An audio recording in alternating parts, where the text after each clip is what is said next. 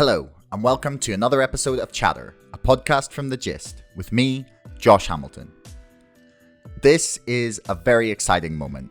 It's the release of my 100th episode. We'll have releases for you every day this week to celebrate this momentous occasion, since I have now officially spent over 100 hours talking rubbish on podcasts with a vast range of incredible guests. And I'd like to say thank you for anyone who listened over the past 3 years. I hope it wasn't too painful and that my podcasting has improved since episode 1 with Jen Senko. My guests today are Colin St. John and Milan Kordestani from The Doe. The Doe is a fantastic website dedicated to allowing people to tell anonymous stories without fear of repercussion, and is something that I believe is incredibly important in today's society, where whistleblowers are often demonized, doxxed, or harassed. If you haven't already, check out their website and give them a follow on Instagram. Their graphics are as stunning as the stories. If you haven't already and you enjoyed this episode, please subscribe to this podcast and to our mailing list. And don't forget, my book, Brexit, The Establishment Civil War, is now available for pre-order on Amazon. You'll find the links in the description below. So here's Colin and Milan. Colin, Milan, it's a pleasure to have you on my show. Thanks for having us. Yes, definitely. Mm-hmm. Yeah, I mean, I came across the Doe. It must have been earlier this year, maybe March or April, and yeah, I was just like visually straight away, like really struck me. It's like it really jumps out at you compared to maybe other sort of news or media outlets. Like, was that a big thing for you at the start that you wanted to like really, wow people visually? So I think visually the conversation was, how can we do something better than what everyone else is doing? Or not to say that everyone else is doing something wrong, but I think traditionally a lot of the publications out there have a very linear, they all look the same in terms of how their sites function, and they all have this old newspaper style look. Not all, but a lot of them. And we definitely wanted to be innovative there and change it up. So we went for a different, more ambitious type of site design. So why the Doe? Where'd the name come from?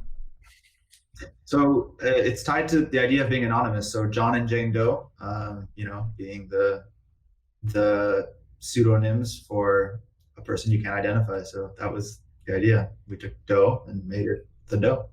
It was funny when I joined. I didn't get it. I didn't get it like right away when I was like applying for my job. And I think a lot of people think like deer, like a doe. Yeah, that's where I was. But especially in America, a John Doe is just an anonymous person. And I think once that clicks with our users, they realize how cool of an idea it was to name the site that. So did you have a lot of journalistic experience before you started? Like what are your backgrounds? So myself, I don't have much of a journalistic background. The only background I guess I have was when I was around 16 years old. I started writing for the Huffington Post about the agriculture industry and a couple other topics. And then when they shut down that platform, that was kind of, along that path was when, I dreamt up the idea for the Doe of having this place where people can come and publish anonymously so that they can put ideas forward out in the world that otherwise couldn't exist, and so that people can talk about things that they otherwise couldn't. But it was a very obvious decision at the time that was like, okay, well, I need someone in here who actually knows something or two about journalism. And so, Colin St. John is a veteran here. He can tell you about his background.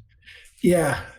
Actually, I grew up in a journalism household. My father was in the newspaper business in Denver, Colorado. He was the food and wine critic here. So we always got to go out to restaurants 4 nights a week. Kind of people are always like, that sounds like a dream job, Bill St. John. And my dad was always like, well, I gain about 30 pounds a year and then I have to lose it. And so I kind of grew up in the newsroom of the Rocky Mountain News when I was graduating from college.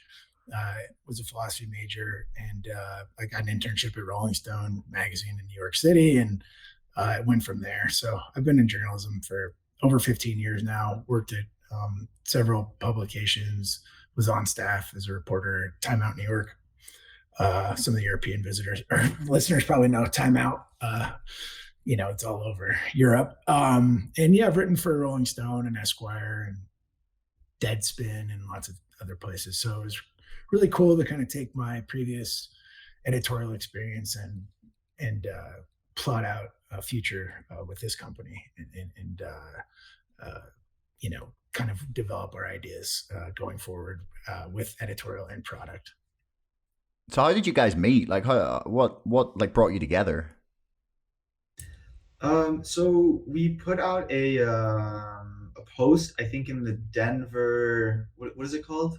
My job was Denver Egotist, which was it's mainly for advertising copywriting. I've done some advertising copywriting in my career as well, and I responded to it, and it went from there. There are actually a lot of team members who are one connection away from somebody, and so there's a bit of a family, even though we're remote right now and being forced to be even more remote than we'd like, of course.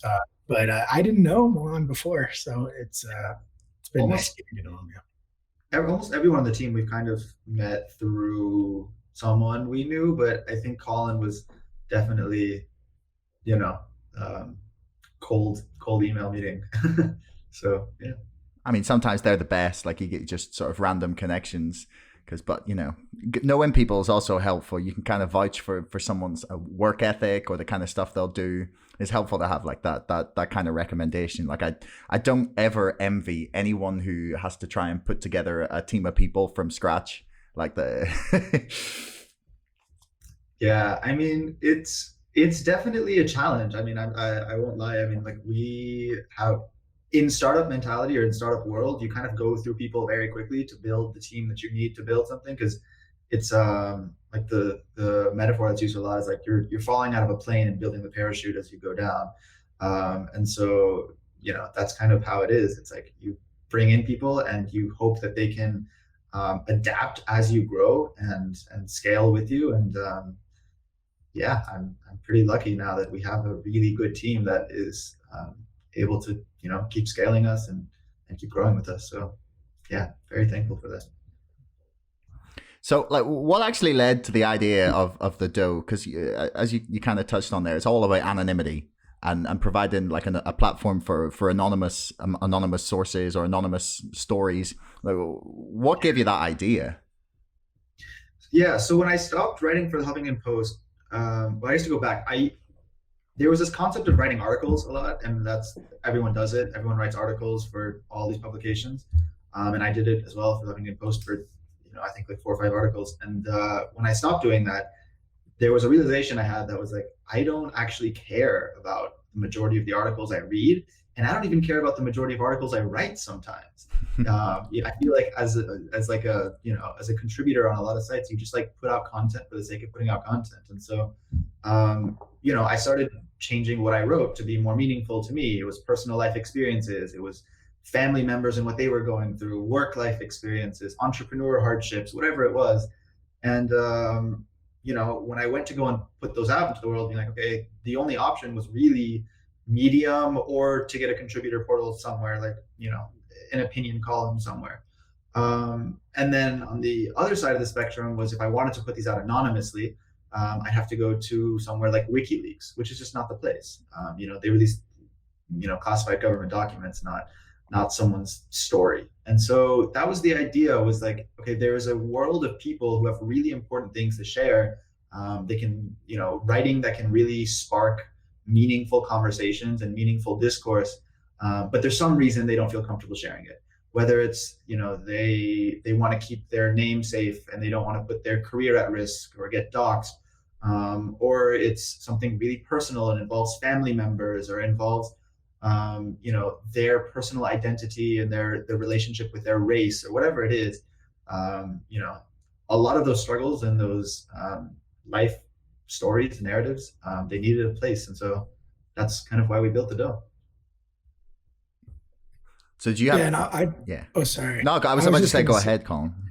Yeah, it's been very thrilling and enlightening to see that this idea has gained the amount of traction that it has, and I'm seeing stories from an editor perspective that I've never seen before anywhere else, and that I just don't really know where they'd live without us, especially once I start to develop relationships with the writers, and they keep coming back with more stories, and they keep becoming part of our network, our secret network in a lot of ways. It's been quite the experience to see how that's developed. Yeah. I mean, there's got to be quite a lot of not demand, but there's definitely got to be some people like trying to figure out who these people are who are providing the stories. Like, if you had, I don't know, maybe not cyber attacks, but if you had any sort of people, I don't know, demanding or saying you need to tell us where these stories are coming from. Like, have you experienced that at all? I mean, we see it on social. We have a pretty robust Instagram following, and you'll see some comments that I wouldn't say they've gotten into threatening territory yet, but I think that's can be a somewhat subjective idea in the social media realm. For the most part, I think the way that we've talked about civil discourse and about being unbiased and about just trying to show everyone all sorts of different perspectives, I think that gives our readers, the idea to kind of be respectful, and almost entirely they follow suit. And I will say, I'd also like to give a shout out to our tech department. We are super secure. I'm the only one who knows who most of these people are. And we're just never gonna. We've said it a million times, and we'll continue to say that we would never share the identity of one of our writers under any circumstances. I mean, the anonymity side of things is really interesting. There's at least like 3, 4, 5 people I can think of just straight off the top of my head that I would beg if I knew I would have a chance to get them to like give me their story on just like little local stuff in Northern Ireland, people working inside like the health service or in trade unions, and just they tell me this like stuff that's going on, like just either corruption or complete contradiction of the values that like an organization is meant to uphold. And the chance of because there's so many people, I would say, inside almost every organization who have something to say, who would like it to be public about what's going on, especially once you like move into more powerful institutions and corporations. And I think you really identified like a place where there was no outlet for those kind of people, apart from maybe anonymous sources within like reporting. But even then, like to get that story out there, then it's difficult for traditional newspapers to try and rely solely on anonymous sources because they get called fake news. Yeah. I think it's definitely a challenge. I mean, I think one of the ones that was similar to what you're describing was going after like a USPS worker to talk about their experience working for like the US Postal Service. And Colin can tell you more about that. But in general, like that was one of the key factors I think we discussed in the beginning, was that there should be this large range, right? We don't just want a bunch of celebrities and pseudo famous people just having a way that they can reach the masses still, but anonymously and sharing their opinion. It was meant to be everyone, right? The small business owner all the way up to that person. And then just to touch on the last question you asked about the hate, I guess, that we get. I mean, it's interesting because while we do get a lot of really great discourse, the hate that comes is actually very often from people who don't understand what the dough is, and they think that the article or the narratives that we're publishing are us. It's our opinion. It's us sharing this and saying, yeah, we believe X, which we don't do, right? We're sharing other people's narratives. We're the platform, for lack of a better word. And so the people that understand that love it. They, we get so many comments, and even today we were just talking about a DM someone sent us being like, we see all the hate and we still love you for what you do, even though we don't agree with everything you publish. That's kind of our bread and butter. Did you want to like talk a little bit about that UPS or USPS? Oh, well, so there's this, there's just like any publication, whether it's the New York Times or the Washington Post or the local, Belfast Telegraph. neighborhood telegraph, Yeah. or something, even just a neighborhood newspaper. I'm in Colorado, here in Denver.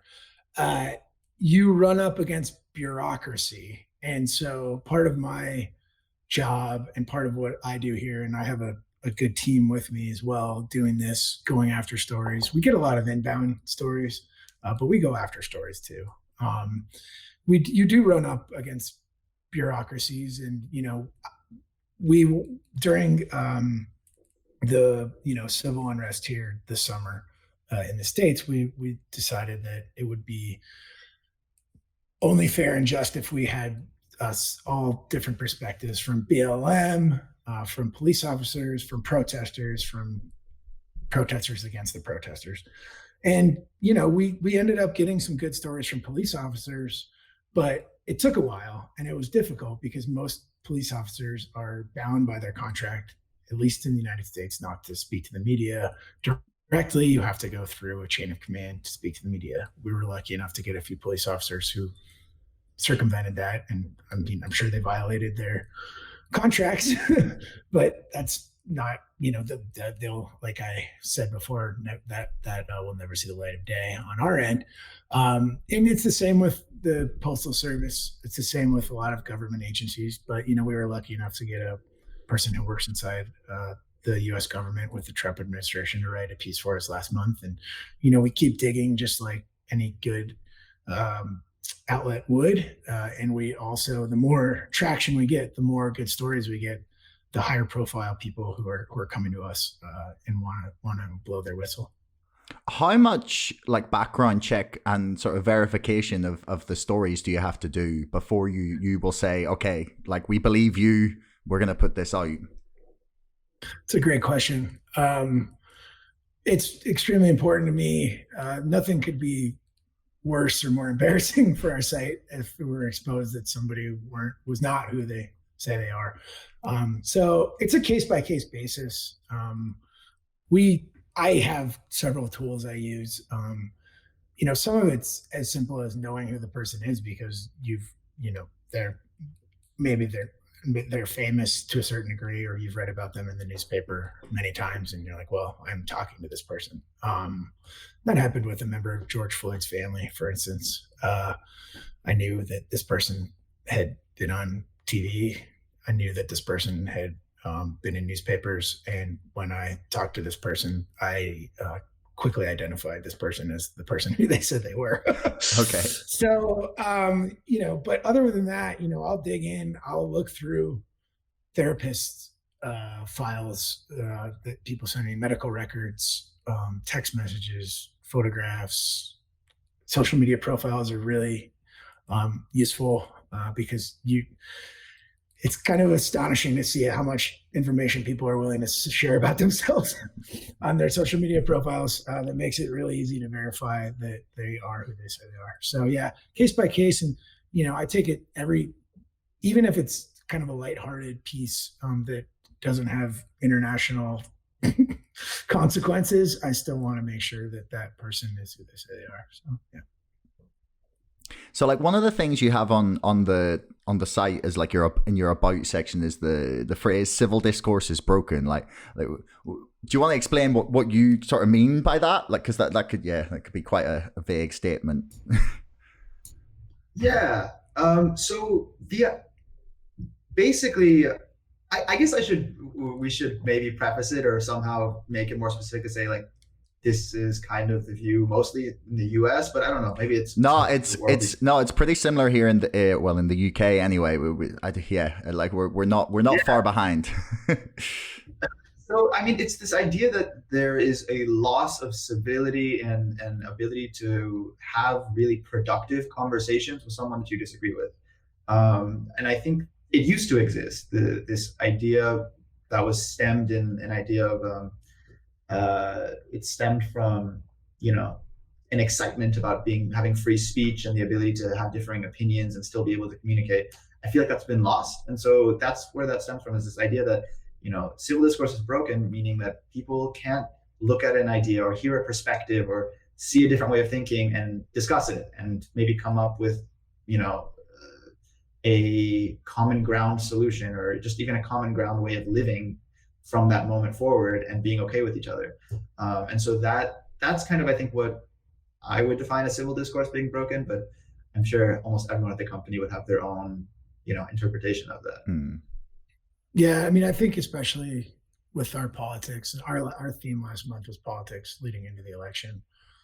We're just seeing a polarization here. I mean, even if you look at the vote tally, it's pretty clear that Biden is the winner objectively, but that doesn't mean that 70 million people didn't vote for Donald Trump. And so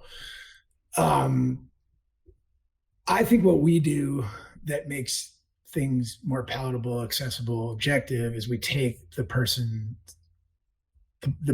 background away to a certain degree. Of course, they talk about their background in their pieces, but I think it's harder to go after a person, vehemently disagree with them, have vitriolic sort of reactions to somebody if you don't really know who they are, if there is an anonymous aspect to it. I think it makes, at least when I'm reading through these pieces, and it's my job to do so, and it's, what a job, right?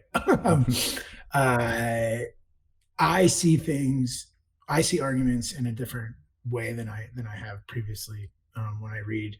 If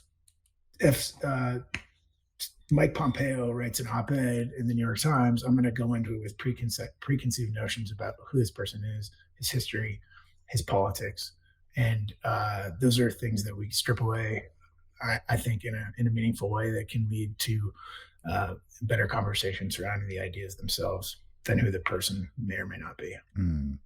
Is there something like really like what thing do you think is you've changed your opinion on most? Maybe there's not a really specific example you can think of, but like is there something that you have really changed your mind on, like really gone 180 on an issue, or like you didn't think you would ever consider it differently until you read like a certain piece? So the one thing that I've heard a lot from users, and maybe from myself as well, or readers, I should call them all users, but we published an article from, I believe it was an individual with autism, and the boy was describing his experience living with autism, and we heard from a lot of users, or again, readers, coming back to us and saying like, wow, this really changed my perspective. I had no idea what it was like, or I always assumed that this person was just being ridiculous or acting out in this kind of way. I didn't realize it was, how they viewed the world, and how, the situations that make them anxious or whatever it is. And it was this really interesting moment of seeing like, okay, wow, this is a really, we actually changed the way people see other human beings and the way that they are now going to go and interact with other human beings. So I think that was a really powerful moment to that. Yeah, and I think for my part, I have to have kind of a short-term memory because I got to move. So we do a monthly theme, and this month is acts of kindness, which is, meant to be kind of a palate cleanser, like getting over the election here in the US and like realize that other people can be good to one another. Yeah. And we're working on next month, which is science and tech. So I sort of live very much in the present, like the Buddha would want me to. But looking back on last month, I think in an overall, high level picture, I did have, and I was raised in a household where my parents were Democrats, and fairly liberal city here in Denver, and I used to live in New York City, and so on and so forth. I think I learned a lot about what Trump supporters are feeling, what they're upset about, and who they are, and that they're just people trying to make a go of it here too. There was a particular article written by a Canadian journalist for us who has been to a lot of Trump rallies, and I think he did a really good job of explaining kind of the insanity of the entire affair. I've actually been to a Trump rally myself, so I sort of was seeing it through his words. But the other thing he did, besides kind of doing a good job of managing to describe the circus environment of those things, he also talked about the humanity of bonding with some of these folks who weren't politically aligned with him, and I think that is something that we need more and more here from everybody to kind of move forward and get over some of our preconceptions. Yeah, I mean that's something like I've really been struck by actually the last week. Just as soon as it became clear that Joe Biden was going ahead in Pennsylvania and Arizona, and that it was pretty much over, like pending some very optimistic lawsuits on the part of the Republicans.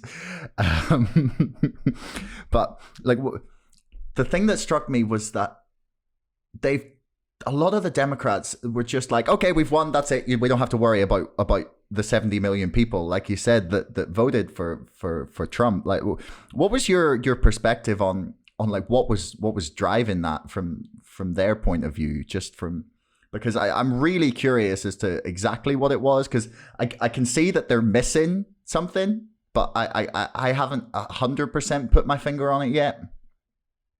I think that I'll just say, and by the way, is it pretty heavily covered there? Are you guys paying pretty close attention? I've been reading some articles about paying attention to the election around the world. Yeah, no, it is. It's in the news a lot. And then it's kind of annoying. Yeah.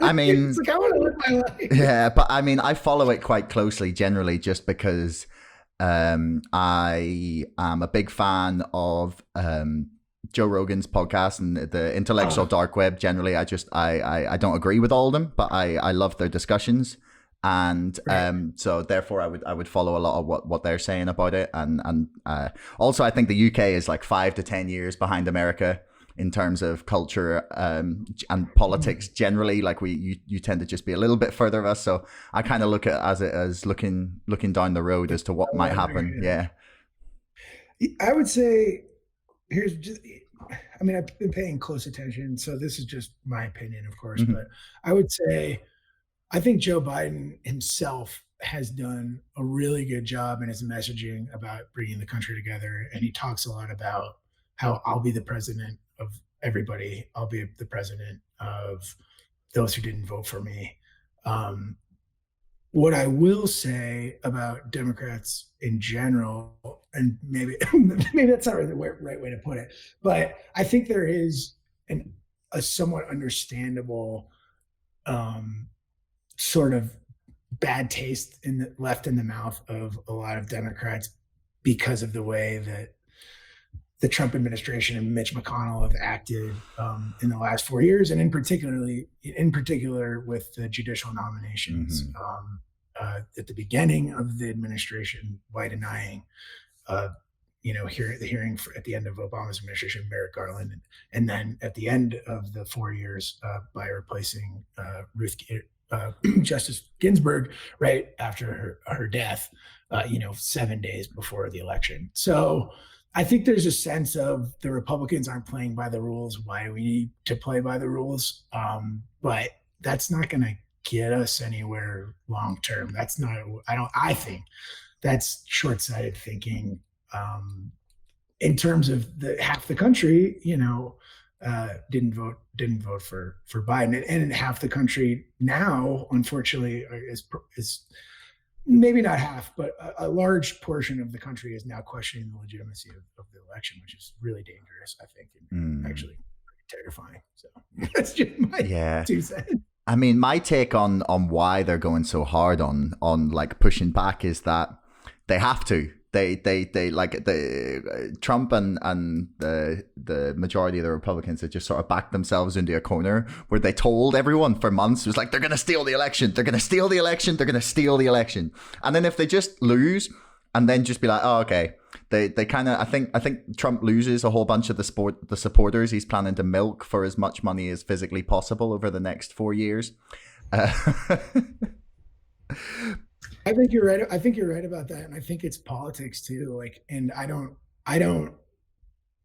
know if it's smart politics. We'll have to see how it plays out. But I think there's a couple things going on. There's a runoff election for the Senate on January 5th in Georgia, which will determine the tilt of the Senate. And so firing up the Republican base right now is, in their mind, a good idea. There is the campaign debt, and it was just announced today that Trump is started a PAC. So a bunch of those donations are just going to flood into that PAC, and he's going to have. I mean, we have some really interesting election fundraising situations here in the United States that you guys don't really have to worry about. So there's money, there's politics, there's a lot of things behind it that aren't just on the surface. Like, I'm not accepting the results of the election, but I think you're wise to say that they did kind of back themselves into it. Like, what were they going to do? Did anybody really think he was going to come out and give like a gracious concession speech? I don't think so. No.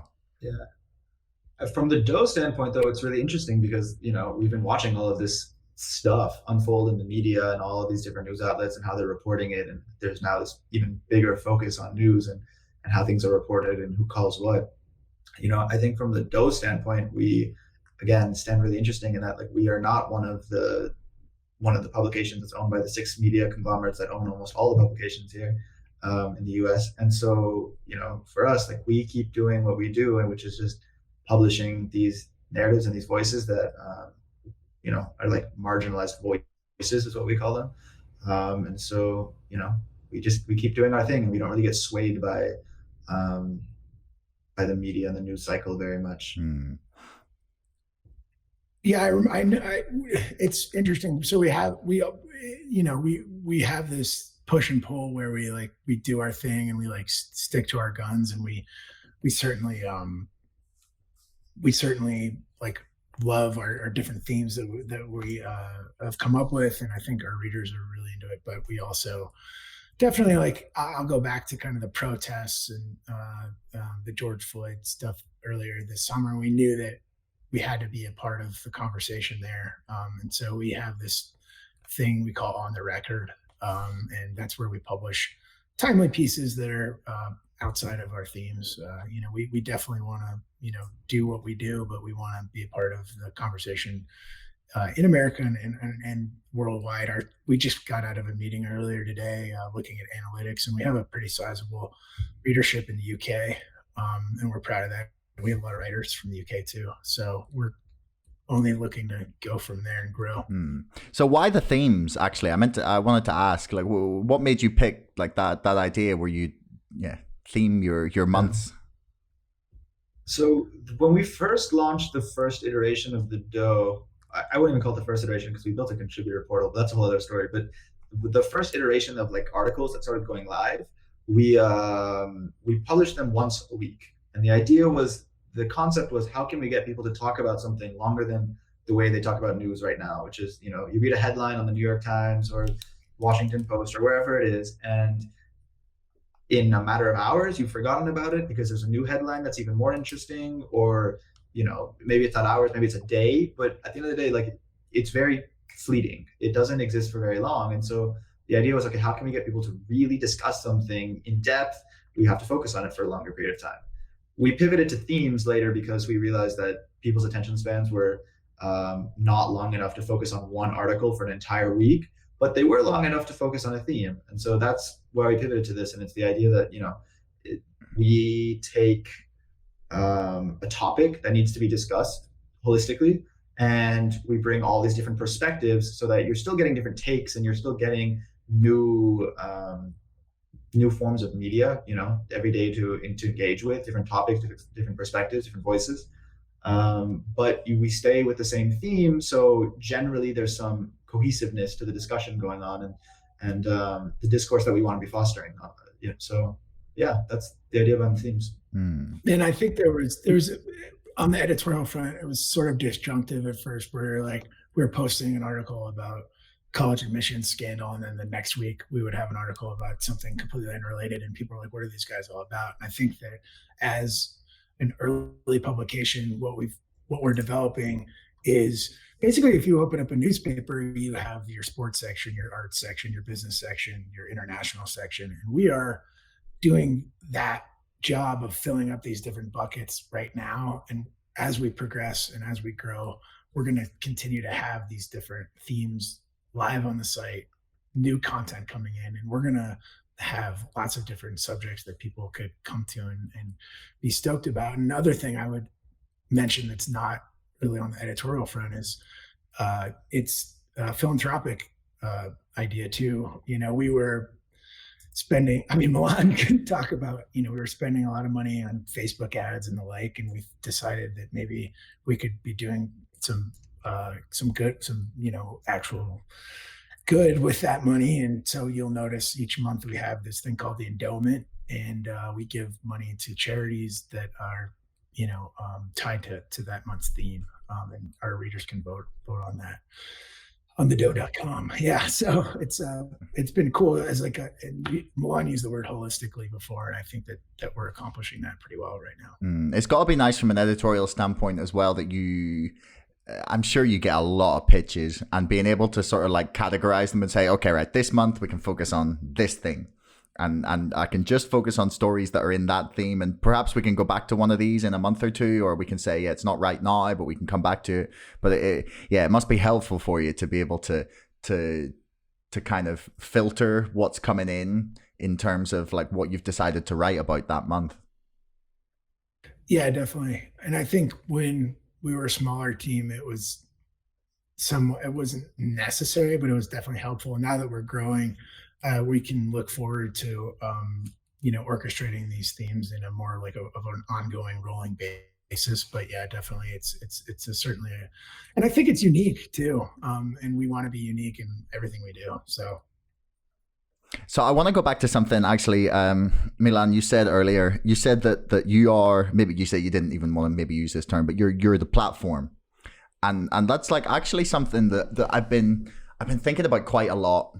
And I haven't come to a definite conclusion yet on it, but is the idea of even just like a social media platforms as a platform, and how much like regulation and how much responsibility you guys should take for the opinions or thoughts or information that you're putting out there, because it's a big debate at the minute. It's kind of like free speech versus platforming hate. Essentially is the basic debate that's going on there now. But how much responsibility do you guys like bear for the actual opinions, like whether it's right or not, and whether like the facts that back it up are accurate is like mildly different to, like, I don't know, I guess you could have people coming at you and saying, well, you shouldn't be platforming this opinion because it's hate speech, or because it's like damaging the discourse, or there's a whole bunch of like reasons. So we've had this conversation a lot of times, I think, as a company in a lot of different contexts, right? One of the first questions we asked was, do we put a comment section on our site? And this conversation came up because if we put a comment section on our site, then we have to decide what we allow and what we don't allow. What do we ban? What do we not ban? What do we remove a user for? What do we not? And then that comes down to what's hate speech versus illegal speech. We have to define hate speech ourselves. All of those questions were started to come up, and we realized, okay, it's not worth solving that problem ourselves, because if you go on, biggest publication in the world, you go to New York Times, there's no one really ever commenting in their comment section on the New York Times, because everyone just takes it to social media. On the Huffington Post, TechCrunch, all of them. Maybe they'll get 5-10 comments, but it's irrelevant. It's not a conversation. And so that was the first time we had that conversation. And then when we made the decision to not host a comment section and to focus on social media, the intent was, the social media platforms are also already dealing with this problem. Let it be their problem. If it's their job to figure out how people converse, and they're working on that, we'll let them do that, and we'll let our users have that conversation in our comment section. In terms of what we publish, I would defer that question a little bit to Colin, but in general, I think the stance has always been, is this something that is either not being discussed or needs to be discussed? And so if it needs to be discussed, even if we as an entire team disagree with it, morally, even as a publication, think that maybe it's kind of on edge, we shouldn't be publishing it, I think the guiding light is coming back to, could this lend to a really productive conversation, to changing people's minds, or hearing another perspective to then gain insight onto how common ground can be found, whatever it is. I think the common example that people like to bring up a lot is like, what do you do if a white supremacist comes in and writes an article and says that they want to publish it, and they're just talking about why they believe that? The general answer I think we give to that is, everything's case by case. Every person's narrative is different. Every voice is different. The way a story is told is different, and so it's all case by case. In general, I think our work work speaks for itself and the conversations we host. And I'd add, yes, we from the beginning have had a very stringent rules of engagement. Like we won't stand for doxing somebody. We won't stand for outing somebody. I've had to tell many. It's kind of funny that some of the things that I deal with and some of the DMs I get and some of that stuff, I've had to tell people many times we will not publish anything that accuses someone of by name of a crime. I had a really interesting story come in, last week that it would have been cool, but we have a person who is going to publish something anonymously accusing somebody by name of a crime, and we just can't do that. It's just murky legal waters, and it's just not right too, And so the other thing that I would add to this is we're not an opinion website. Something that you won't see on our site that you would on, Milan mentioned the New York Times or Washington Post, is a straight up op-ed. Of course, our pieces have the tenor of opinion pieces in many different ways, but they are personal first person narratives. And so our pieces have to be informed by personal experience, life experience. There's that autobiographical flair to them. And I think that when somebody kind of explains where they're coming from, and even if their opinion is different than yours, it adds that, human element to it. But yeah, we certainly have a nice stack of things that we've discussed and decided to pass on. And we've got a nice stack on the website of things that we've not passed on that people are real pissed off that we publish. So I think that means we're doing a good job. Yeah. Was there a particular story that comes to mind of something that there was a real debate about in like amongst you guys as to whether you should go ahead with it and you decided to? Yeah. Yeah. Which one do you want to talk about, Colin? Well, I mean, a lot of the Trump supporter stuff this last month was, so part of my verification process can, when I get down into the weeds of it, there are some people retelling conversations, people talking about dialogue, people talking about things that only this person and their mom would know about. And so we have to kind of figure out the truthfulness of it with the author. And, once I determine that this person's legit, and that this perspective is worth airing, then, we'll put it up. And our number one piece last month was written by a Black person who also happens to be trans and is a Trump voter. And so that was controversial when it came into my inbox in my brain, and then it became controversial internally on staff, and then it became controversial on the internet, right? Yeah, that piece went viral. So, but I think it was important. I mean, for me, speaking as a white male, liberal, or at least. Yeah, let's put it that way. Classical liberal, I think, is the way a lot of people. Yeah, right, sure. But it's important for me to realize that there are people in my country who are different than me and have different opinions than me and live different lives than me. That are, and so that's one that comes to mind from last month. And there were plenty that. Were in our justice theme the preceding month and over the summer when tensions were getting pretty high here in the United States, that caused quite a kerfuffle. I mean, was there a story you had in mind, Milan? Yeah, I mean, Colin summed it up well, but I guess, the one that I have in mind is when we published that during all those protests, we published the one that was, I don't even remember what it was titled. It was like, I'm Black and I'm against the Black Lives Matter protests or something. That's the gist. Is we had a fellow, a pretty conservative fellow writing about, who happens to be Black, writing about Black Lives Matter not mattering, I guess, in some ways. Yeah, and so that piece was we put Colin put an editor's note on it. I think it was that was the one time that it was like the closest probably we've ever gotten to publishing an op-ed. And it was also our early days of deciding what we publish and not as well, I think. Right? It was like our first month, I think, going live. It was pretty, yeah. And I think it taught us a lot of important lessons, because people in our people on staff were upset about it, and that hits close to home clearly, and then obviously some of our readers were upset about it, but I stand by publishing that. Yeah, and I think it comes back to what we were just saying, that at the end of the day, it was this, even though that this piece is not a classic narrative like we like to publish, that's not a full, someone's life stories and such, it still hit on that mission of sparking conversation that we otherwise wouldn't have about a certain topic, seeing a perspective that is not popular in the media. All of those points that we go for, it still embodied a lot of that. So I think, it was still necessary to publish, but good learning moment as well. I mean, I think the fact that you said that black trans Trump supporter article went, or story, sorry, not article, went viral.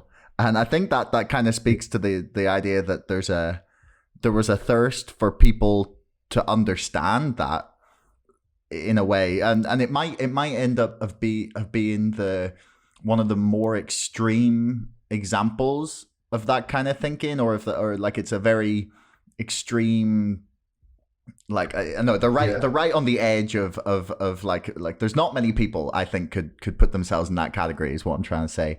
And to see like if you can read that and understand a little bit of what they're saying, then perhaps it'll give you a better understanding of kind of the like Trump support generally, which I think is super important when it's such a huge thing. Like in Britain we had the like a similar thing happened to the kind of why the fuck did you vote for Trump, as we had like why the fuck would you vote for Brexit, like why would you do that, why, and we had and trying to like actually understand like what was in people's mind when they chose to do that, because it's very rarely malice. Like there's it's very rarely people saying, we just want to screw the country up and we just want the worst option possible. Like 99% of people are going into that voting booth and saying, yeah, I think this is best for the country, and I think this is what like we need as a country, and because that's the point that everyone's working from generally. Or I don't know, maybe I'm giving people too much credit. No, I agree with you, and you hit it on the head. I mean, with Boris and Brexit and Trump, it's very similar, and I agree. Like, I don't think, take the 145 odd million voters or whatever. Like, what's the percentage of in the U.S. in this last election? What are the percentage that they just want, that they're anarchists, they want to burn it all down? Like, not very high. Although we are proud to host many anarchist articles on our site, and you can see their political persuasion that we have several anarchists who have written for the Doe. So we do like to get in there and find those those stories that you can't find anywhere else, and I think that those kinds of stories are what will serve us well going forward. So the other thing you critique on the site is you said that echo chambers and filter bubbles are dangerous, and like what to you is so dangerous about that? So generally, I think, I don't want to say dangerous, but they're problematic in that, your echo chamber means that you are in your own bubble of whatever it is, news, media, friends, perspectives, voices. So you don't see everything else, right? If you have built this echo chamber around you, which social media does because they want to feed you information that it knows you like, you, one, are never going to grow because you're never going to see new information that's different or challenges you. And so you kind of just become this like static person that reads the same headlines over and over again and interacts with the same type of media. And you almost become distant from other individuals who think differently. And it creates a bigger divide, I think, between people, rather than what social media could do or what the media in general could do, which is, hopefully, I would hope could bring people together as being the better intention rather than dividing people. So that's the general idea, is that, when you're in your own echo chamber, like, you're not seeing everything else. And our hope is that people who come and follow us, we're I would say, one of the few accounts who, day to day, our content will greatly contradict itself. One day it'll be very left leaning, the next day it'll be very right leaning. There's not a lot of media outlets that you can follow that'll do that to you, and really challenge your bias and your echo chamber. Yeah, I completely agree. I was just thinking, if I weren't working at the Doe and I weren't reading the Doe, then I would, not have learned all these different perspectives and seen all these different things. I was just thinking about, right now, Josh, in the States, we've got this disputed election. Not really, but some people are disputing it. And, I've seen, on my Twitter feed and on when I turn on NBC or, whatever you want, the lamestream media or whatever, I'm not seeing the same things that some of these other folks are seeing. And I had a really illuminating Twitter post I read, I think it was this morning, about what the headlines on a lot of the far right wing sites are right now. And, some of these folks don't think the election's over. Some of these folks think it's still going. They think Pennsylvania's up in the air. They think Georgia, the recount it's up in the air. They think that the Michigan state legislature might turn over Michigan, and so on and so forth. So we're living in two different worlds. And if we keep that up, it's going to get even worse and worse. I just hope that places like the Doe and, can kind of try to bridge that gap, because it's pretty scary when you see it happening in real time. And I think even with this election, it was really interesting was seeing a lot of my friends and family and whoever go on social media and be like, I can't believe that half of the country voted for Trump, is what I was seeing everywhere. And I kind of sat there and I was like, it was very clear to me that this was going to be very close and that it was going to be a pretty tight election. And they were like, no, we were expecting, a blue wave. It was going to come and everyone was going to, how does not everyone realize, that we don't like Trump and all of this. And so it was a very interesting moment where I was like, yeah, I mean, this is the need for the Doe. This is the need for the breaking of echo chambers, because if you're sitting in your own world where you only follow people who think like you, media outlets that only publish things that you like to read, all of these things, then you are going to live in a world where you don't actually know what's going on around you. And so, yeah. It's certainly, oh, sorry, I didn't mean to interrupt. You're good. And it goes beyond politics too, right? I think that some of our stories in education were really illuminating around how COVID impacted teachers and students in a way that I wasn't really seeing. And, the nightly news, our environment reporting, same kind of thing, firefighters on the ground fighting these fires because of climate change. And, then we had a guy who doesn't believe in climate change, so I think politics, is on the top of mind here right now, but I think that our model is applicable to all sorts of different, subjects. Even our acts of kindness thing now, you could be living in a world where you think the world is burning and there's no hope left and there's no good people out in the world, right? Well, the Doe this month, you're going to see a different side of that, right? Like, there's all these tensions going on because of all the politics and, world problems that exist. And it's not to discount that there is all of this happening in the world, but there's another side as well to say that, well, someone saved someone's cat the other day, or someone saved someone's life the other day, or whatever it is. There's a lot of good still. So yeah, there's a need to break echo chambers for sure. And even in the funny thing you're saying, that is like, even something we try to do it, even within that theme, we turn the angle on its head a little bit. And we've got a story from a guy who was involved in the Grenfell fire in London and went up against bureaucracy and couldn't be as kind as he wanted to because of the bureaucratic environment of London politics. We had a woman who ended her father's life illegally because there is no euthanasia in her state in the United States.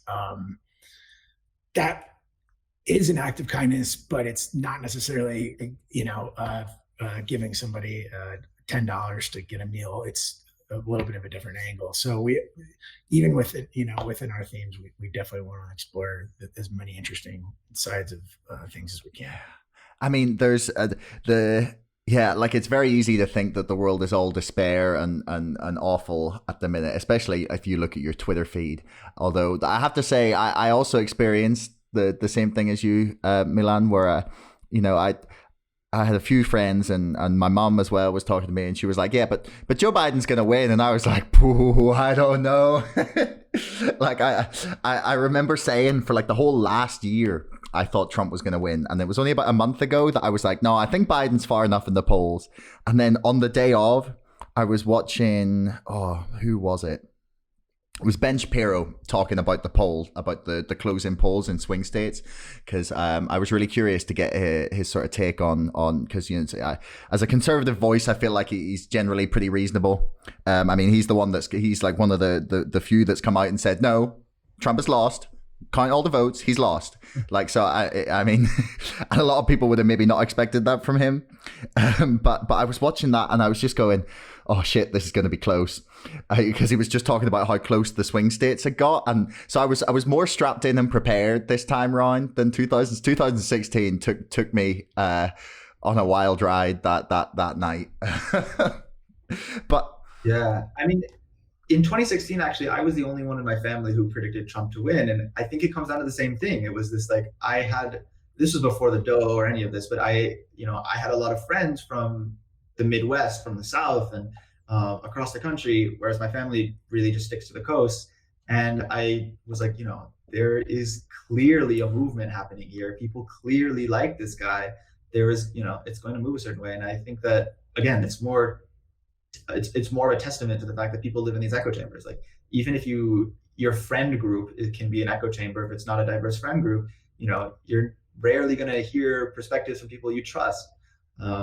And that's a whole other question about the Doe. It's getting people to trust us and trust a new media or a new publication in an age where no one trusts the media. So yeah, I mean, what's the reaction? What's the reaction been like to your guys' content? Because there's a psychological phenomenon that I cannot for the life of me remember the name of, but I wrote about it a little bit in my book, and it's that when confronted with information contrary to like our tribe, like groupthink, if you want to put it like that, or just like the things that like we would like the worst that we could possibly assume of like the other side of any argument, that sometimes it can actually like reinforce our bad opinions of that side. Like, have you found that there's been like an adverse reaction in some ways, or have you generally had like a positive feedback?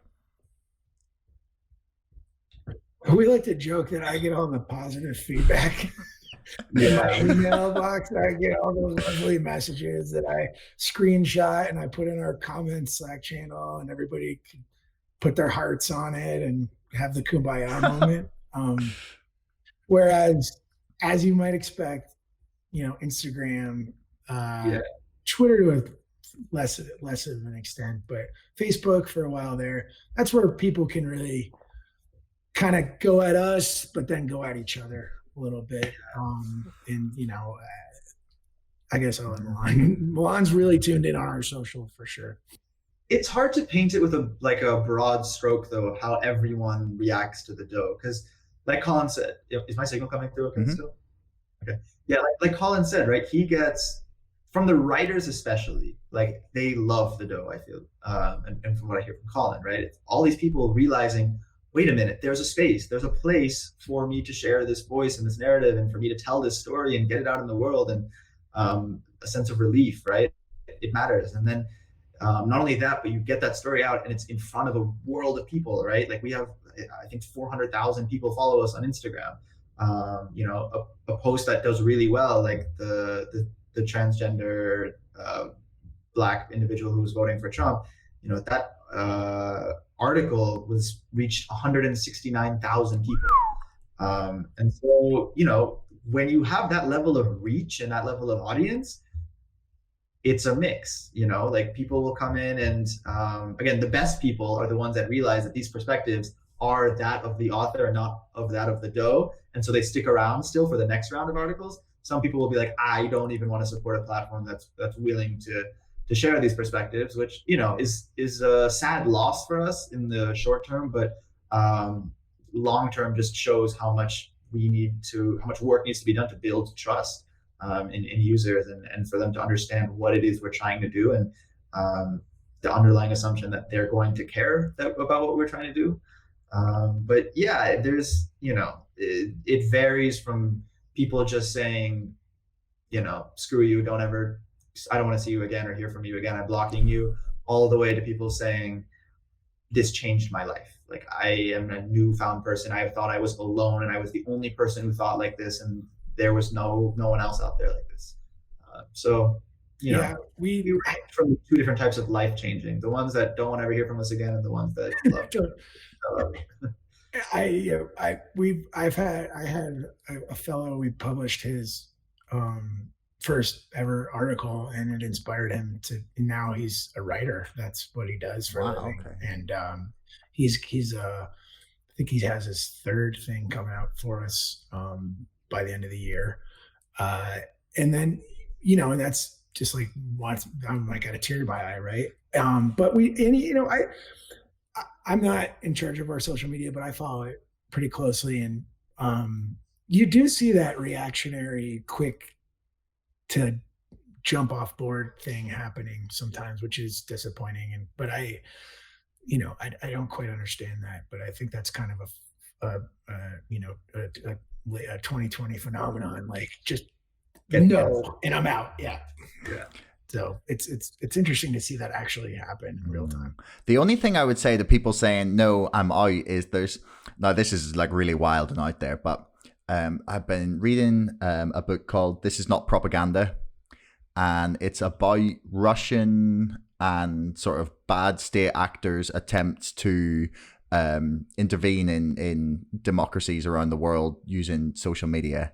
And the theme that like some people have started to pick up on is like slowly trying to like signal and push either individuals or outlets towards something that like just shift like an opinion or something that like there's not even like enough analysis of it yet, but there's examples springing up where there'll be like lots of people saying, oh, I can't believe you'd say that, I'm out, I'm never speaking to you again, I can't believe you do that, you've lost all my respect. And anytime someone goes in to engage with it, this like person just sort of like disappears. They're like an aberration. Have you well, there are bots, right? I mean, I've been seeing like a lot of, you know, apparently there's a lot of bots going on with the election, saying, you know, getting into different people's feeds, saying the exact same thing. Like if you search a phrase, saying the election is, you know, fake news or whatever, and you look at that theme on Twitter and it's like all over the place. So I mean, yeah, God, who could even tell if it's a bot or a real person sometimes? Yeah. But anyway, sorry, to move towards wrapping up here. What are the plans for the future? Like, have you got expansion plans, some cool themes lined up? Like, what's coming next for you guys? So this will be released. Yeah. This will be released in either 3 or 4 weeks. So let's begin sort of post November. Yeah. Okay. Well, I mean, post November, I can let Colin speak to it, but I guess talk about the editorial side. Yeah, I can talk about the themes, and then Milan can spill the beans on any other product things that he wants to. Yeah, we have a really cool science and tech theme for December lined up. We're thinking it's the end of the year. Let's look to the future. Let's look to, you know, how our society might be functioning with its relationship to technology going forward. What we're, you know, obviously, what experiences have we as a people learned about technology in the last few years and how it's affecting us. January is pop culture. You know, we haven't really dug into arts and entertainment yet, and that's typically award season. Here in the States, we'll see if the, you know, Academy Awards are like us right now, a Zoom. But we have some really cool stories about how COVID has impacted, you know, the entertainment industry, and, you know, musicians can't tour and that kind of thing. So, you know, very definitely like super applicable to what's going on right now. And then I'll just mention that February is Ancestry. We're talking about race and where people come from, what they know about who they are, their backgrounds, some kind of surprising stories about finding out, that they were Vikings or whatever. You said Vikings before, so that just so yeah, just some lineage type things. And as I mentioned before, we'll keep on top of the news with our on the record pieces throughout, and I think that gives a pretty good summation of what we're up to on the editorial side in the next few months. From a product side, I mean, as a team and as a company, we're growing a lot. I mean, I think this past month we've hired like 5 new people, from an editorial perspective, from a tech side of what we're developing, product, copy, social media. There's a lot of growth going on, which is really exciting. Our audience grows, so do we. And so that's been great. From a product side, we basically are just grappling with the question of how do we further create civil discourse? How do we further conversations? How do we help that in any possible way? And what we're working on now are a couple different things. A lot of the basics of just updating our website, making it more user friendly. A lot of the small tweaks that we've wanted to add. Like just knowing how many users are on the site, how an article page interacts with another page, all of that basic work. But then at the same time, we're working on a couple different products. Like we're working on something called a bias quiz, where users can come and take a quiz that's powered by AI and machine learning and learn more about themselves. And on the flip side, we make our contributors take that quiz so that when you come in and you're a reader, you get a lot of this information about the writer and the contributor, so that we still don't give away someone's identity, but you have some context as to where they're coming from, why they think the way they do. And I think a lot of this is just a part of the greater goal, which is how can we help evolve people, make them more open, have them think differently. Just getting people to engage in discourse in a more civil manner. Well, that seems like a very, very positive place to leave it. So thanks very much, guys. Thank you. Yeah, awesome talking to you, Josh. Yeah, appreciate it. Thanks so much for listening. If you haven't already and you enjoyed this episode, please subscribe to this podcast and to our mailing list. And don't forget, my book, Brexit, The Establishment Civil War, is now available for pre-order on Amazon. You'll find the links in the description below. Until next time, thanks for listening.